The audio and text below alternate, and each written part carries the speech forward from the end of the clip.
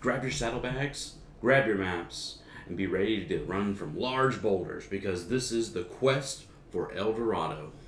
The Quest for El Dorado is a game designed by Reiner Knizia and is a new game for us, and it's one that we just recently acquired and have really just come to love. The design is fun. The aspect of it being a race to get to the finish, to get to the road, to follow along the road to El Dorado is very interesting to me. The game itself is massive, as you can see here. It's a huge game. It takes up a lot of space, and each of these tiles can be substituted out and moved around, so it provides a great deal of replayability in that aspect. But I'll be showing you how to set up for a 4-player game, and showing you how to play the game, and showing you how to win the game. So first for setup, this is the recommended layout for your first game, which is what we'll be showing you. If you look at each of these tiles, in the very center of the tile is a letter. So in order for this game setup, it goes from B to C to N to I to K. And then at the very end, you have this piece here, which will always be the ending, and because this is El Dorado, City of Gold. Now that we have that laid out, the only difference are these little squiggles between each location. These are blockades. The first person who goes through each blockade has to pay that cost, and then they will acquire it. And these squiggles at the end of the game are tiebreakers. Whoever has the most of those in the event of a tie wins the game. Now, if someone outright makes it to El Dorado first without anyone else there, they win. These don't matter. These are only in the event of a tie. That's the board setup.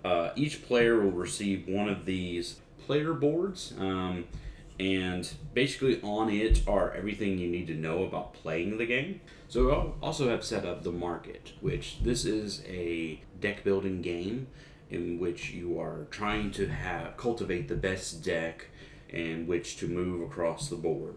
In most deck building games, you start out with the fundamentals and what you need, but there are always cards in which you can get that amplify what you can do. So for instance, in your starting deck, you start out with 1 green, 1 yellow, 1 blue, and then a couple different variations of the exact same card. So starting out with that, you can see that once we get into the gameplay, I'll explain why these are not the best cards to have, but they're essentially bare minimum of what you need. So in setting up the marketplace, you have these 2 boards here, which connect with just a little puzzle piece in the middle here. Once you connect those 2, then it reveals 6 slots there. As you can see on the far left here, this is like a moon symbol, or just a filled-in circle. And each of the cards that go there also have that symbol in the bottom right corner. So you know which cards and which to set up on there. Each set of cards has 3 to begin with. And you just set it up. The order on here doesn't matter, so feel free to put them in whatever order you would like. But these are the 6 you will start out with. Now, once these cards are bought, these will start to deplete. And say once all of the Jack of Trades are bought, then it leaves an empty space. So what that means is this is your current market. This is what you can buy. This is all that's available. These cards here are all your future market.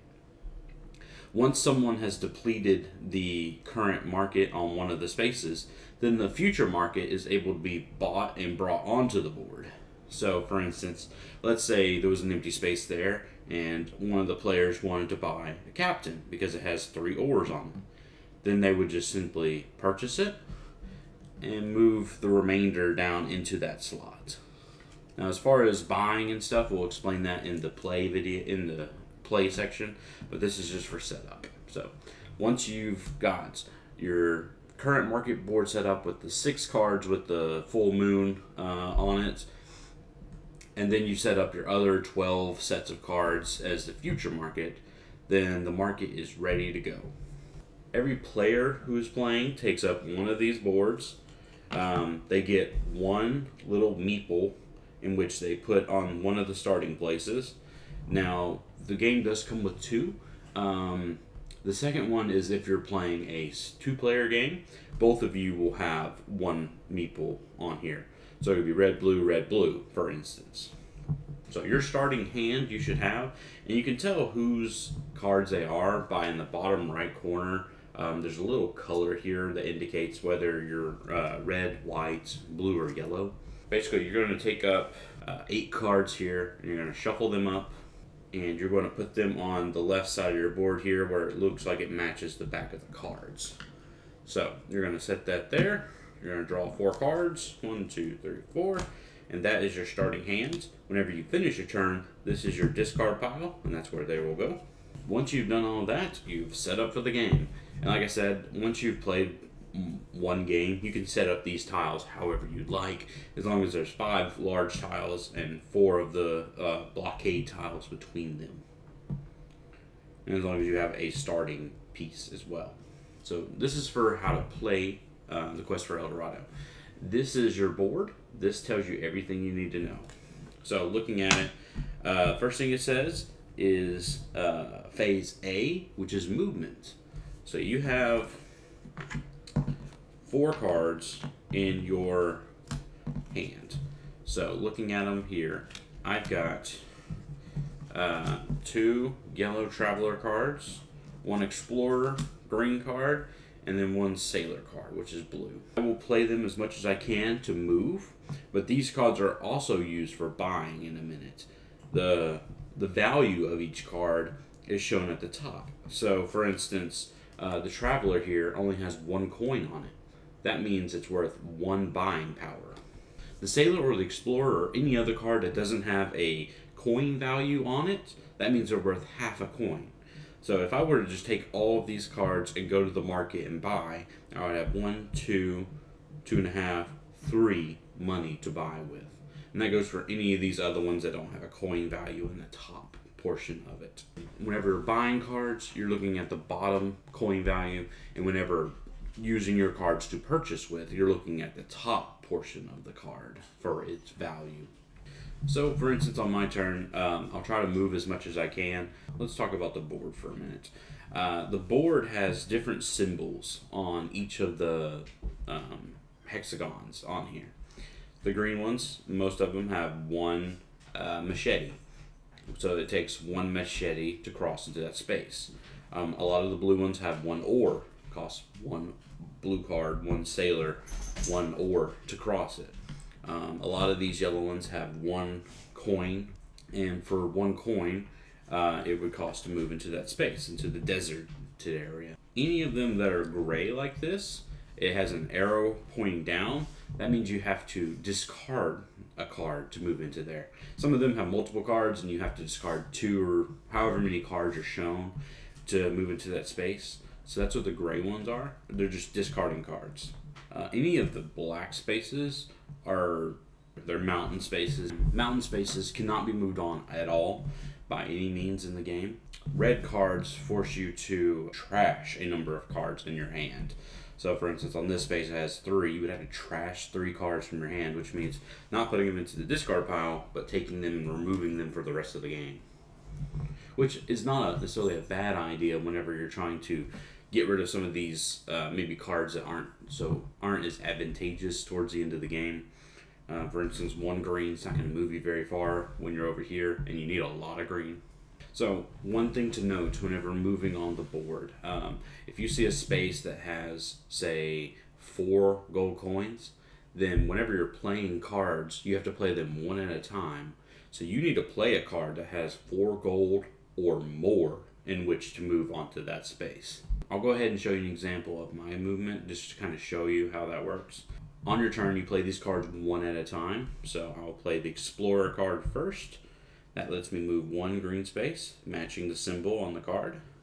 Then I'll play the Sailor, which has 1 oar, lets me move up to here. Then I will play 1 Traveler, which has 1 gold coin, which matches this, and I move here. And then I have 1 more Traveler, and I'll pay that to match this gold coin cost here, and move there. In this example, that would be my entire turn. All I would do is move.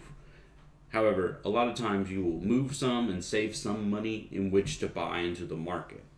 However, as an example for this turn, I will just simply use that as movement. So I'll collect these cards, put them into my discard pile, and then draw 4 more cards into hand. And that would end my turn for the first round. Second round comes back to me. I'm still there. I would show you what I have left over. On the next round comes to me. I have 2 travelers and 2 explorers. So 2 sets of 2 sets of machetes and 2 coins in which to purchase with. For this instance, I'm just going to go to the market. I'm not going to move anywhere. So with these, I have 1, 2, 3 coins in which to buy with. So in looking at the current market here, there's a few options for 3. I will take, in this instance, I'll take a Jack of all trades, because Jack of all trades are sort of like a wild card.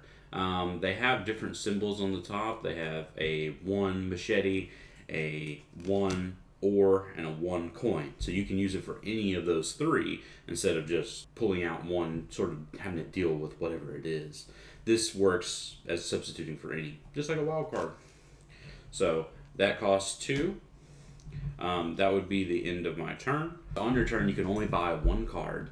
So that card would come to me, and this would all go to my discard pile now that I'm done purchasing.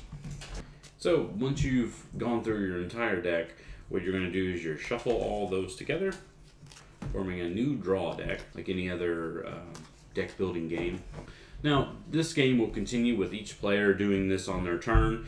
Like I said, the game itself is not super complicated. Probably the most complicated aspect are all of these future market cards. Ones to note probably are the native, which allows you to move to any space regardless of the requirements, except for mountains. Also, whenever you're moving on the board, you cannot move into another player's space. So if the player's there, they're acting as a barrier for you. You either have to go around them or wait until next turn when hopefully they've moved. So you can use your character piece as a way of blocking your other players. Now you'll notice some of these cards have a red X on them. What this means is they are a one-time use. Almost all of these cards go into your discard pile, shuffle back into your deck, and are reused. However, some of these are extremely powerful and are only one-time use, and they have this red X on them. They still go to your discard pile whenever you buy them, but once they shuffle through your draw deck and you have them in hand, you can choose to use them. Then that would be its use, and this would then be trashed out of my hand and thrown out of the game. You can still use these as a half a coin if you're not ready to use the ability yet. And like I said, there's a lot of different cards here, and if you have any questions about any of the cards and their meanings and what they do, feel free to sound off in the comment section below. We'll help out as much as we can. But yes, that's pretty much it as far as playing the game. Then we get to the how to win the game, winning the game, and it's pretty simple. It's a race. So you're racing, moving along this one at a time all the way around this board until finally someone, maybe multiple people, get to these spaces over here. And once one person has arrived, that triggers the end of the game. In the interest of fairness on this game, depending on who started the game, depends on how many turns you have left. So, for instance, if I was the first player and I arrived here, everyone else would also get the equal amount of turns in which to get there. However, let's say I was the last player to play and I reached here and no one else was here, game would be over and I would be the winner. However, in the event of a tie, say I got there first and then blue player got there as well, then it would go down to the tiebreakers. And whoever has the most of these blockades wins in that instance. And that's pretty much it for this game. This is the road to El Dorado. It's a game I really have enjoyed, and it's just an interesting dynamic with the race aspect. Hopefully you do too. If you have any questions, please let us know in the comment section. Like, comment, subscribe, and We'll see you next time. Because that's the way we roll.